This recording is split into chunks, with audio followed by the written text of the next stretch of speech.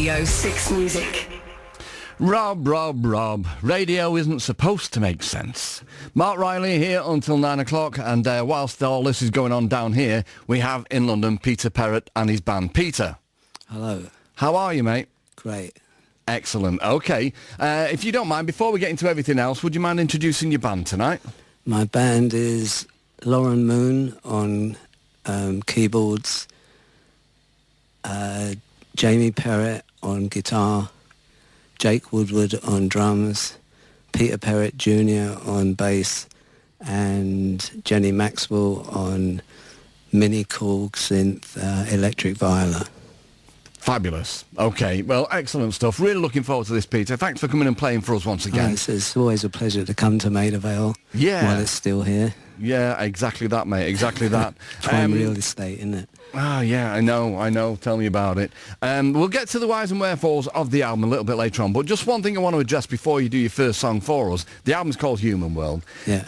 The cover of it features a doll of some description. Can you tell me the relevance of that, please? Because I can't quite make it out. Yeah. Well, it's totally irrelevant, really, apart from the fact that my mother made it when I was a tiny child. I never played with it. But then, not that long ago, we found it in the bottom of a box, and it was like, looked really beaten up and the worse for wear.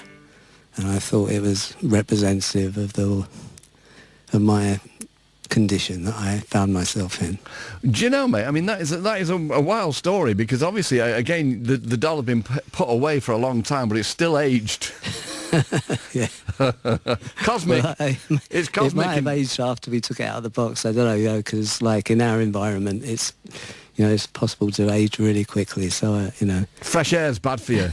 Don't believe what everybody says. Okay, I will shut up now, Peter. So what song are you going to do first for us? Once Is Enough. Brilliant, thank you.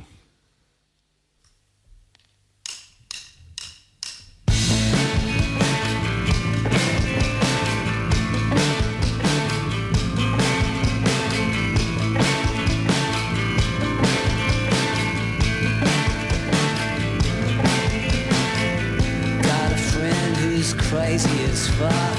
She's got a heart so big it hurts.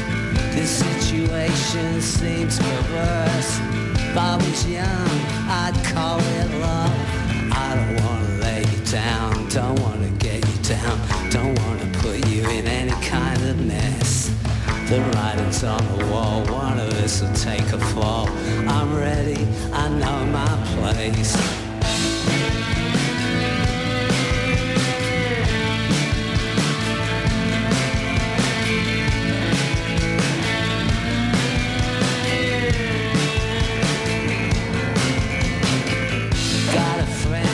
Crazy as fuck.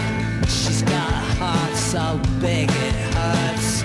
So many times when once is enough. Convinced herself she don't need love. If I'm out of line, thinking about her all the time. I don't even mind, I know she don't think twice. It's just a fantasy, there is no you and me. I gotta learn and take my own advice. Wading through the silence that is screaming at me. She left a deep impression that is screaming at me. Once is enough. Once is enough. Once is enough. Once is enough. The past comes back to haunt you. The past comes back to haunt you.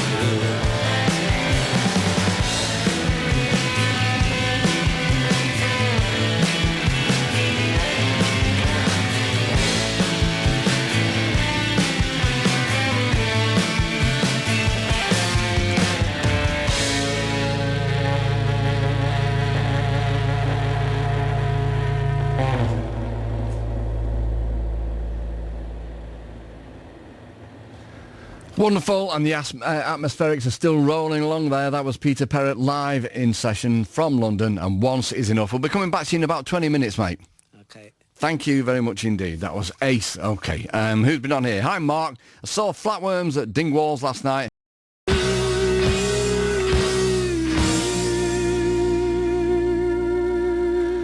Sung by Tim Buckley, that was Dolphins, written by Fred Neil, who did indeed run off to Florida to be near the dolphins. And whilst we're on the subject of cetaceans, we should probably have a look at the fact that the Japanese have just started whaling again. And so it's no scientific research or that anymore, it's just commercial whaling, whatever you might think of that. OK, so I'm in Salford here, and once again we're going to go back now to Peter Perrett and the band. Hello? Hello. Yeah, are you a fan of that particular tune, Peter? Can I ask you? I quite like Tim Buckley, yeah. Right. I used to be able to hit those notes that he hit, so I wonder if he'd have lived to my age, if he still could have hit them, but yeah. Yeah, well, his son obviously flew the flag for a while, didn't he? Just another tragedy involved in that. Yeah. But it's funny, you know, I was going to ask you about your voice. I can do it. We're 200 miles away. I'm not going to insult you anyway, so it's fine. Okay, yeah. You've got one of the most recognisable voices in rock, haven't you? I think that's a kind way of putting it, but it's the most important way of putting it. Well, no, it's a brilliant voice, whatever you may think of it. But the funny thing is that with the passage of time, if you look at people like, I will pluck out the air, maybe Davy Bowie or Bob Dylan, if you like, and their voices changed. From when they started out, the voices changed markedly as their careers went on, and usually just went a bit deeper. But do you think that yours stayed the same because you didn't use it for so long? It's possible. I don't feel that it's the same. I mean, my range is much more limited than it used to be. Like you say, you know, higher notes are harder, but I just sing the way I feel, and I can only feel the way that I feel. Yeah, no, absolutely. It's a fair answer, mate. Okay, so Human World, it's a second LP in 3 years. You're kind of making up for lost time in a way. Yeah, it would be churlish not to, you know, now that I've sort of contemplated whether there was life before death, and once I made the decision to find out, it's been an inspiration, you know, and that's why it's called Human World, because, decided to investigate other human beings because, you know, they're just animals that have got the potential for intelligent conversation, and, you know, they provide a lot of fascination. Well, if it's intelligent conversation you want, you've come to the wrong place here, mate. Obviously, but you know well, that. I said potential, you know. That's a fair point again. Very good. And so, but is that reflected, you know, in the lyrics and stuff on the album? Because I know that you have described yourself in the past as an escapist, but of course now, I mean, your lads are in the band with you and everything, and the world is changing. Do you think you've started taking more kind of notice of what's going on around you? Yeah, well, that's because there is stuff going on around me. Before, there wasn't anything going on around me, only in my head. And, I do notice things, even though I'm short-sighted. Right. You know, some things bump into me, and I can't help but acknowledge their existence. No, there's a lot of that going on at the moment, isn't there? But I mentioned Bob Dylan before. Are you a fan of Dylan? He was my hero. You know, when I first heard him... Well, I first heard him when he was still doing acoustic stuff, but when I was 13 and I heard Like a Rolling Stone, it changed my life. Okay. I mean, and listening to the new album, Human World, there are some elements of it that does remind me of Dylan. There's one bit particularly, it's a viola, which does sound, we were talking about on the programme last night, Scarlett Rivera. All right, that's because she plays flat, isn't it? Slightly flat. And like Jeddy, like, if she really tries, she could play in tune, but she sounds much better when it's like a bit mournful and a bit dissonant. Have you seen that new Dylan documentary yet? Yeah, the Scorsese one, yeah. Yeah, what did you make of it? Even though I'm an enormous Dylan fan, and normally I used to be totally uncritical, I preferred Ronaldo and Clara because it was more real. You know, I don't like the artifice involved. I think it cheapens the whole thing. You know, obviously I like the performance footage, but the actors pretending to be people that don't even exist, I couldn't see the point in that. Well, these two points you raise there, and yes, I mean, the performance of Isis particularly is just absolutely electric, isn't it? Yeah. Isis and also Simple Twist of Fate on the piano when they're rehearsing. It's like a barroom version of one version of it. It's just incredible on it. But you know, the Artifice, again, we did about 20 minutes on it last night on the programme, Rob and I, and it is really, I find it quite engaging actually, just because you can imagine that Scorsese saying to Bob Dylan, you've got all this great footage, how can we use it? And Bob Dylan saying, it's just in the past. And so it's that sense of mischief. You've got to love that about Bob Dylan. He just thought, let's make a load of nonsense up and hang it on it. Oh yeah, I mean, you know, he creates the myth and, you know, it's enigmatic and he never reveals the truth. That was part of the past, which was fun. You know, maybe if I'd have seen it in 75, 76, I would have appreciated it. But in today's modern world where everything is fake and it's hard to find reality in every direction you look, I just think it's a waste of time. Right, okay, well, if I see him, I'll tell him. It's unlikely, though. Right, you're going to do another song for us, aren't you, Peter? Yeah. What are you going to do now? It's called Heavenly Day. Great stuff. Peter Perrett, live in session. Thank you.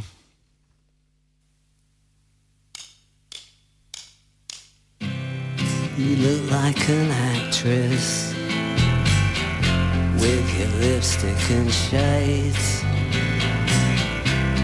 a glamorous actress with a bank holiday fade. I felt like a teenager out on a date. We rode on the Dodgems. It was a heavenly day. One more day in heaven. A heavenly day. A final day in heaven. A heavenly day. It was so romantic. As we walked through the park, I wanted to hold your hand, but I was too scared to ask. We were the only people alive in the world as we sat on the grass. If only I could freeze that moment in time, so it would never pass. One more day in heaven, a heavenly day,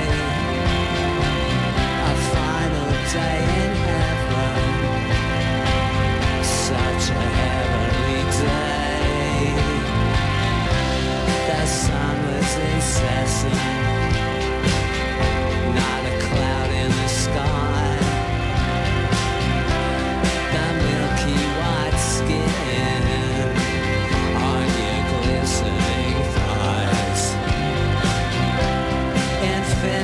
Mirrors in the depths of your eyes. Infinity mirrors in the depths of your eyes. One more day in heaven, a heavenly day, a final day in heaven. Such a heavenly day. Infinity mirrors in the depths of your eyes. A final day in heaven with your eyes.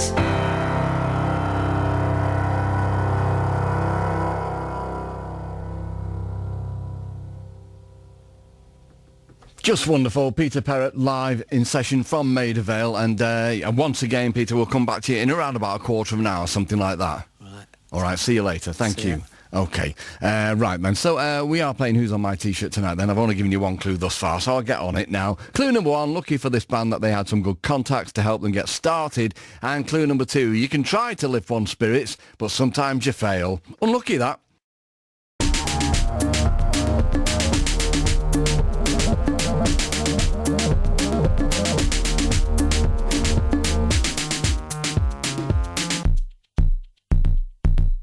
New from Meat Raffle, The Day the Earth Stood Still. It's a double A side. On the other side, it's got Meat Raffle on the Moon. The album is called Bastard Music. It's out on the 30th of August on Delayed Records. Marc Riley still in Salford, and I'm hoping Peter Perrett still in Maida Vale. Hello? Yeah, we're all still here. Great stuff. Okay, Peter, if you don't mind, could I just ask you, you got to know Johnny Thunders pretty well, didn't you, back in the day? Yeah, we hung about quite a bit. Okay. We were in the same city, yeah. Right, and so... You see, the band I was in at the time opened for Johnny Thunders and the Heartbreakers, and I saw them playing loads. I saw them doing a mad gig, a really amazing gig at the Peppermint Lounge in New York. But yeah, the Hacienda band I was in called The Creepers opened for them, and that's the closest I ever got talking to him, and I never really did. The high point of the evening was that Jerry Nolan came over and asked me for some change for the cigarette machine. What kind of a guy was Johnny Thunders? Because from all of the documentaries that I've seen, he just seemed really, really sweet. Oh, he was a perfectly sweet guy, yeah. He had his demons, but they didn't prevent him from being charismatic on stage, you know. He didn't often capture his potential in the studio, but, you know, he was one of a kind. That's all you can say about someone. Yeah, I mean, live, they were just incendiary. As you say, I mean, that LAMF album, because Walter Lure's been touring that as well recently. Right. Yeah... What, a tribute band, or... I suppose because Walter's in it, it doesn't count as a tribute band. No, I suppose it doesn't, no. And, yeah, that LAMF album is a classic, but it caused them a lot of problems at the time, didn't it? Yeah, you know, they stood out because they were just the best live band around at that time that were considered to be a punk band. Yeah. I mean, they were just playing music, rock and roll, but people like to label things. Well, he came over at the right time, didn't he, really? Obviously, the Dolls had gone, and he came over, and there was a McLaren connection and all that kind of stuff, so it all kind of fitted, didn't it? Yeah, it was probably the only time he's been in the right place at the right time. Well, I bet that's true, actually. And before we get to the last song that you're going to do for us, can I just ask you if you're optimistic for the next season for Spurs?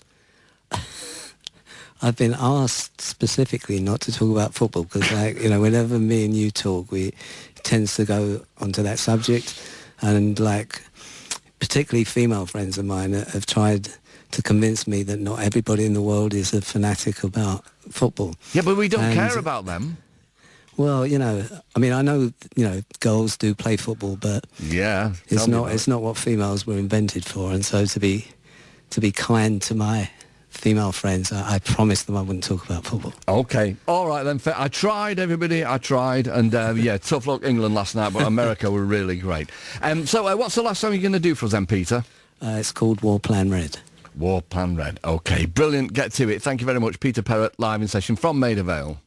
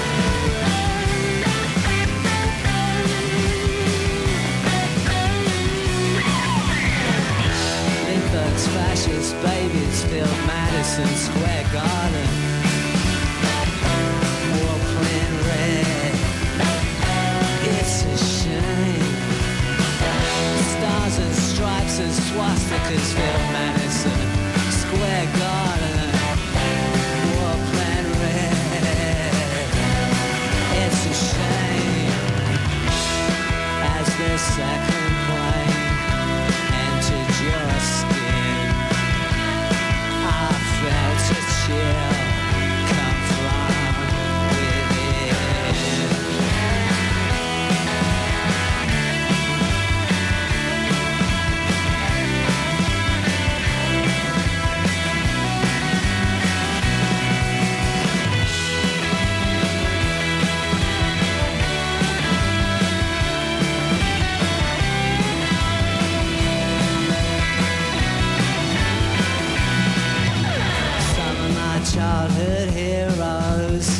our family and friends. I'm not ashamed to admit are Americans, but the so-called free world stands for evil incarnate. So many people ignorant of the reasons for the hate. As the second plane entered your skin, I felt a chill come from within.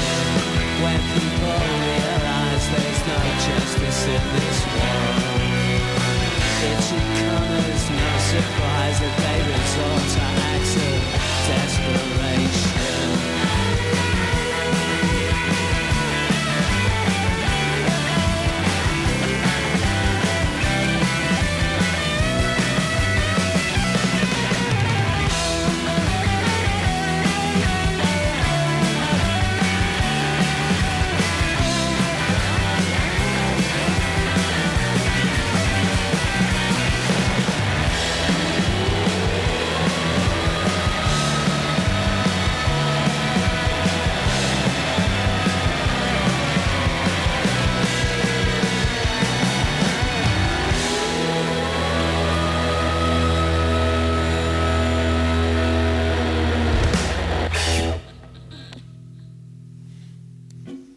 Brilliant once again. Peter Perrett live from Maida Vale for the last time tonight. Sadly, War Plan Red. Thank you so much, guys and ladies, for doing what you've done for us tonight. Much appreciated. Okay, good night. Good night. See ya. BBC Radio 6 Music.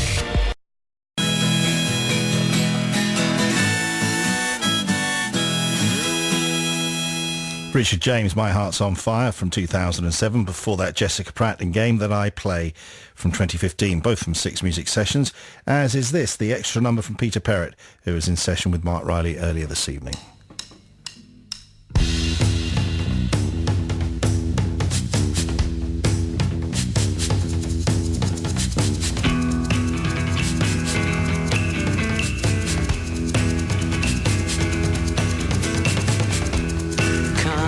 I wish I could.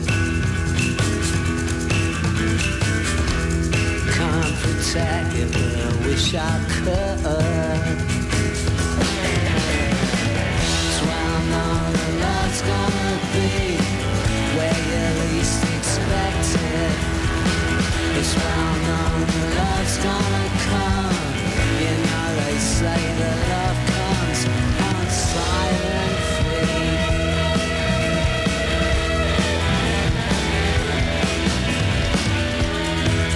Forget you, but I wish I could. Can't forget you, but I wish I could. It's well known that love is a thief when you least expect it. It's well known that love's gonna steal your heart. It's coming on silent feet.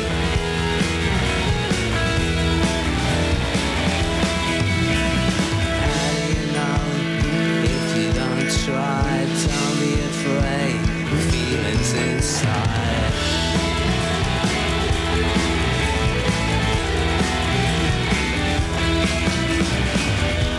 Stand corrected, but I'm on my knees. Stand corrected, but I'm on my knees. It's well known that love's a disease, and you've been affected. It's well known the damage that's done. You know they say that love comes when no one's home.